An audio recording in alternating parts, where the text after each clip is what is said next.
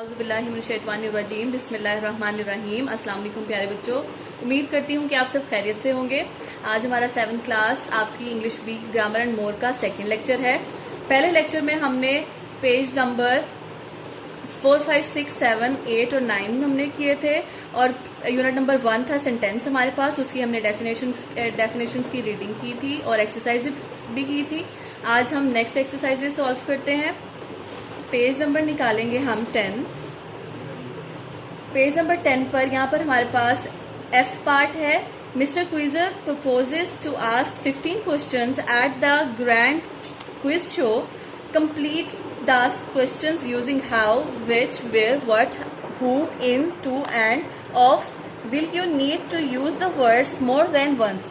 एक क्विज हो रहा है और मिस्टर क्विजर जो है यानी कि जो सवाल पूछने वाला है वो 15 क्वेश्चंस पूछ रहा है और ये जो क्वेश्चंस हैं इनमें हमने इस्तेमाल करना है WH फैमिली को, यानी कि इंट्रोगेटिव, डबल इंट्रोगेटिव को इस्तेमाल करके हमने इन क्वेश्चंस को सॉल्व करना है।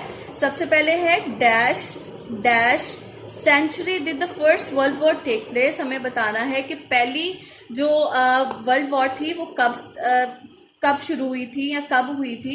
तो यहाँ पर पहले में हमने यहाँ पर लिखेंगे इन लिखेंगे एंड फिर वहाँ पर सेकंड में विच लिखेंगे। फिर इसके बाद सेकंड वाला है dash of these countries is not in Africa, कि इनमें से कौन सी जो कंट्रीज हैं वो अफ्रीका में नहीं पाई जाती। तो यहाँ पर भी इसके साथ विच यूज करेंगे हम। For whom the bell tolls is a famous classic novel.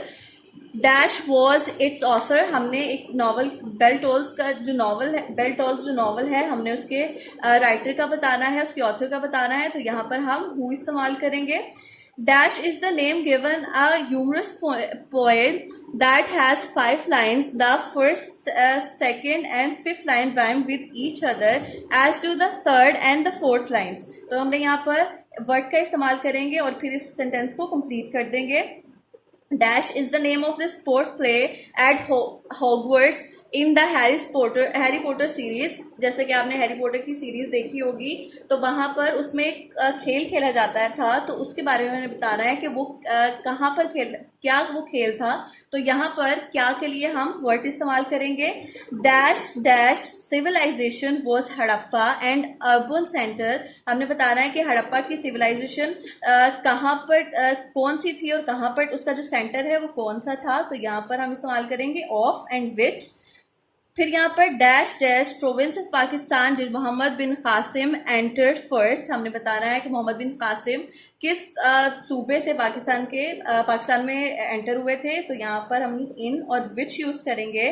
Dash is the national bird of Pakistan. Pakistan का नेशनल बर्ड क्या है, तो उसके लिए हम क्या इस्तेमाल करेंगे, विच इस्तेमाल करेंगे। Dash countries in Europe use the euro. मतलब कि यूरोप की जो कंट्रीज हैं जहाँ पर यूरो यानी कि उनके जो पैसे इस्तेमाल होते हैं उनके लिए हम यहाँ पर विच इस्तेमाल करेंगे। फिर page number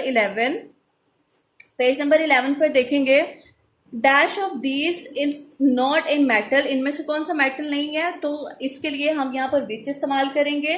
dash won the T20 cup cricket world cup 2012। तो किसने जीता था T20 वर्ल्ड कप, तो यहाँ पर हम हु इस्तेमाल करेंगे। Dash many corners does a prism have. आपने देखा होगा प्रिज्म ट्रायंगल होता है, हमने बताना है कि उसके कितने कॉर्नर्स होते हैं। तो यहाँ पर हम हाउ इस्तेमाल करेंगे। In a football game dash wears a shirt with the number 1 on it. कौन पहनता है फुटबॉल गेम में नंबर 1 की शर्ट, तो यहाँ पर हम हु इस्तेमाल करेंगे। Dash dash group of mammals do buffalo belongs. ये जो भैंसे हैं वो कौन से मैमल के ग्रुप से ताल्लुक है उनका, तो यहाँ पर टू विच इस्तेमाल करेंगे। फिर dash is the Sea of Tranquillity का जो समंदर है वो कहाँ पर है, तो यहाँ पर हम वेयर इस्तेमाल करेंगे। अब यहाँ पर देखें, now try answering Mister quizzer's question, tick the correct answer. पहले हमने मिस्टर क्विजर के जो क्वेश्चंस थे उनको कंप्लीट किया है। अब जो उन्होंने हमसे क्वेश्चंस पूछे हैं अब हम उनके आंसर्स देंगे। जैसे कि हमारे पास यहाँ पर है कि पहले जब क्वेश्चन उसने पूछा था तो यहाँ पर पूछा था कि पहली जो जंग अजीम थी वो कब लगी थी। तो यहाँ पर 20th सेंचुरी है, 21 सेंचुरी है और 19th सेंचुरी है। तो यहाँ पर हम बताएंगे कि यहाँ पर 19th सेंचुरी को हमारे पास जंग लगी थी। फिर इसके बाद इसने पूछा है कि जो नॉवल है, फिर यहाँ पर सेकंड देखिए, यहाँ पर लिखा हुआ है इथोपिया, अर्जेंटीना और इजिप्ट। यहाँ पर हमारे पास इसका आंसर होगा अर्जेंटीना। फिर इसके बाद थर्ड देखिए, लियो टॉल्स्टॉय, एर्नेस्ट हेमिंगवे या फिर रविंद्रनाथ टैगोर। तो यहाँ पर हमारे पास इसका आंसर होगा एर्नेस्ट हेमिंगवे। फिर इसके बाद यहाँ पर हमारे पास फिर एक क्वेश्चन है, यहाँ पर लिखा है हैकू, लिमरिक या फिर एक्सक्रोटिक। तो यहाँ पर हमारे पास लिमरिक होगा इसका आंसर। फिर इसके बाद क्विडिश है, हॉकी है या फिर क्रिकेट है। तो यहाँ पर क्विडिश होगा। फिर इसके बाद मोहनजोदाड़ो, हड़प्पा या फिर तख्ते भाई। तो यहाँ पर हड़प्पा की बात हो रही है। फिर इसके बाद कराची, मकरान या फिर गवादर। तो यहाँ पर मोहम्मद बिन कासिम की बात हो रही है कि मोहम्मद बिन कासिम कहाँ से एंटर किया था पाकिस्तान में, वो कराची से एंटर हुआ था। फिर इसके बाद है ईगल, डव और पैटर माइगेन। इसके बाद हमारे पास यहाँ पे बात हो रही है कि पाकिस्तान का जो नेशनल बर्ड है वो कौन सा है, तो वो चकोर है। फिर इसके बाद 12, 13 और 23। तो यहाँ पर 13 हम लिखेंगे, यानी कि 13 कंट्रीज जो हैं वो यूरोप में पाई जाती हैं। फिर इसके बाद है यूरेनियम, मर्करी या सोडियम, यानी कि इसमें से कौन सा हमारे पास मेटल नहीं है, तो सोडियम मेटल नहीं है। ऑस्ट्रेलिया, श्रीलंका या फिर Pakistan T20 world cricket world cup किसने जीता था, यहाँ पर हमारे पास है श्रीलंका। फिर इसके बाद हमारे पास है 6, 7 और 5, यानी कि प्रिज्म के कितने कॉर्नर्स होते हैं, कितने कॉर्नर्स होते हैं, हमारे पास 6 कॉर्नर्स होते हैं। फिर इसके बाद यहाँ पे the goalkeeper, the captain, the striker के फुटबॉल गेम में नंबर 1 की शर्ट कौन पहनता है, तो यहाँ पर हमारे पास होगा द कैप्टन। फिर इसके बाद है रोडेंट, बोविन या फिर एक्विम। यहाँ पर पूछा गया ग्रुप ऑफ मैमल्स जो बफेलो बिलोंग करती हैं वो कौन सा है, तो ये बोविन हमारे पास आता है ग्रुप। फिर इसके बाद है इजिप्ट, रशिया, द मून, यानी कि सी ऑफ ट्रैंक्विलिटी किधर है, यहाँ पर आएगा इसका आंसर द मून। अब page number 12, complete the sentences with the correct question tags. हमने क्या करना है, यहाँ पर क्वेश्चन टैग्स के साथ इस सेंटेंस को कंप्लीट करना है। We can have our dinner now dash. तो यहाँ पर हमारे पास इस्तेमाल होगा कांट वी इट। अब पेज नंबर हमारे पास आ जाता है 13, it is time for the flight to land. यहाँ पर है is it, aren't they, isn't it। तो यहाँ पर हम isn't it इस्तेमाल करेंगे। These problems aren't easy to solve, यहाँ पर is it आएगा, isn't it आएगा और are they आएगा। यहाँ पर are they के साथ हम क्वेश्चन मार्क इस्तेमाल करेंगे। Amna didn't buy the dress, did she, is she, didn't she। तो यहाँ पर हम did she के साथ क्वेश्चन मार्क इस्तेमाल करेंगे। Pakistan performance at the Olympics was better then in the year past. तो यहाँ पर इट इज आएगा, isn't it आएगा और wasn't it आएगा। तो यहाँ पर हम wasn't it इस्तेमाल करेंगे। If we are late for football practice the coach won't let's play. तो यहाँ पर विल ही आएगा, वॉन्ट ही आएगा या कुडंट ही आएगा। तो यहाँ पर विल ही इस्तेमाल करेंगे हम।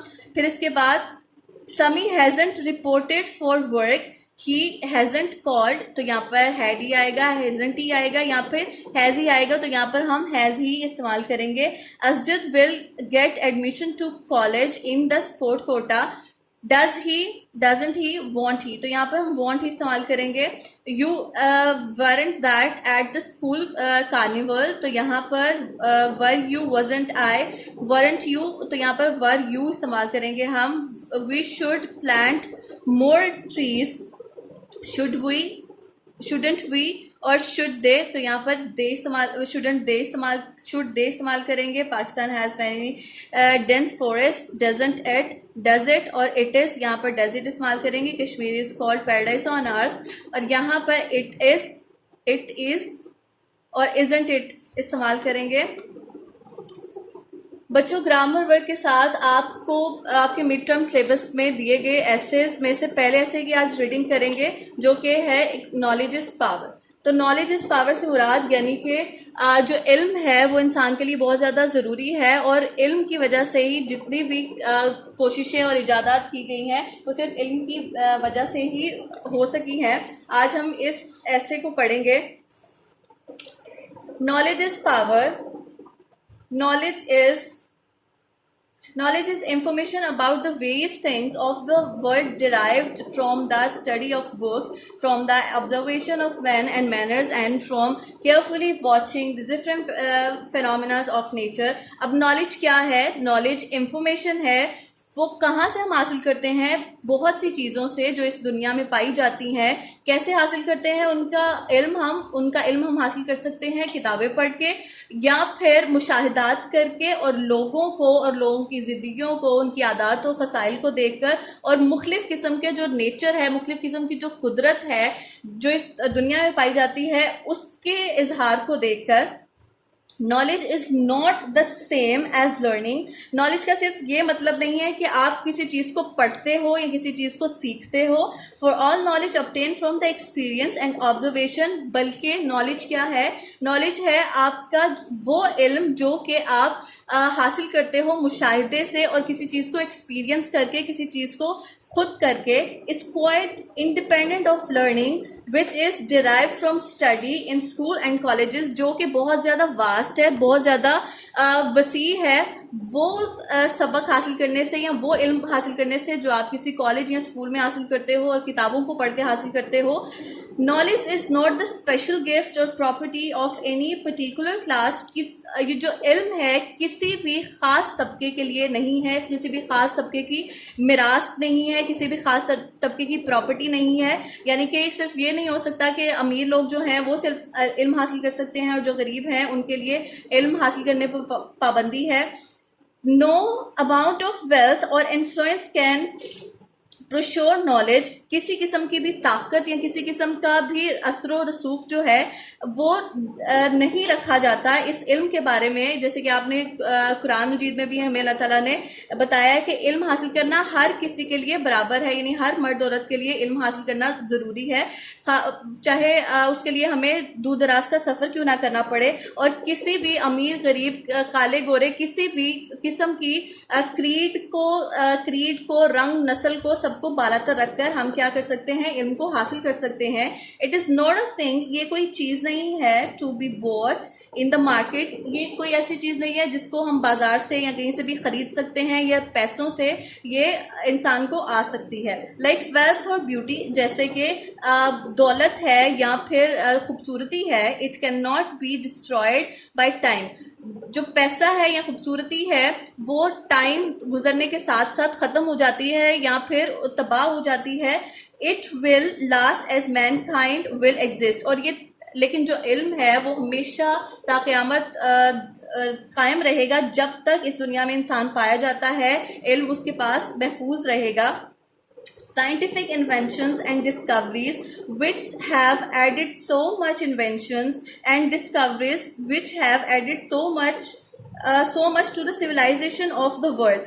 अब जितनी भी डिस्कवरीज और जितनी भी इन्वेंशंस हुई हैं वो सिर्फ इसीलिए हो सकी हैं मुमकिन क्योंकि इंसान ने इल्म हासिल किया. और सिर्फ इल्म हासिल नहीं किया, सिर्फ किताबें नहीं पढ़ी, बल्कि क्या किया, उसको उस पर मुशाहिदात किए, उस चीज़ को खुद एक्सपीरियंस किया और फिर जाके उन डिस्कवरीज को, उन दरियाफ्त को और उन इजादात को इंसानी तारीख में या इंसानी तहजीब के अंदर उनको लेकर आए पूरी दुनिया की. Are nothing but the results of knowledge. वो किस चीज़ का नतीजा थे? वो सिर्फ और सिर्फ इल्म का नतीजा थे. Knowledge alone has rendered these possible. Such is the power of knowledge that earned with this a weak man can wield his influence over a physical stronger man can have mastery over a man thousands times richer. इसमें ये बताया गया कि जो इल्म है वो सिर्फ और सिर्फ उसके लिए सारी पॉसिबिलिटीज़ हैं कि अगर इल्म किसी भी इंसान के पास होगा, अगर वो इंसान ख्वाब कमज़ोर है यानी कि कमज़ोर तबके से उसका ताल्लुक है, तो वो उस अमीर आदमी से बहुत ज़्यादा बेहतर होगा जिसके पास इल्म की कमी है. जैसे कि कुरान मजीद में भी आपने ये आयत एक पढ़ी होगी कि अल्लाह ताला कुरान मजीद में भी फरमाता है कि क्या इल्म वाला और जो जाहिल है वो एक दूसरे के बराबर हो सकता है? तो ऑफ कोर्स नहीं हो सकता, चाहे उस इंसान के पास कितनी भी पॉसिबिलिटीज, कितनी भी वेल्थ या कितनी भी इन्फ्लुएंस क्यों ना हो. Is it then to be doubted that knowledge is power and that of the highest type. और अगर इसमें अब भी किसी को कोई शक हो कि जो नॉलेज है, जो इल्म है, वो पावर नहीं है, तो इससे बुरी चीज़ किसी भी इंसान के लिए कुछ नहीं हो सकती। तो मैं उम्मीद करती हूँ कि आज का लेक्चर आपको अच्छे से समझ आ गया होगा। नेक्स्ट लेक्चर के साथ दोबारा मिलेंगे। अल्लाह हाफिज़।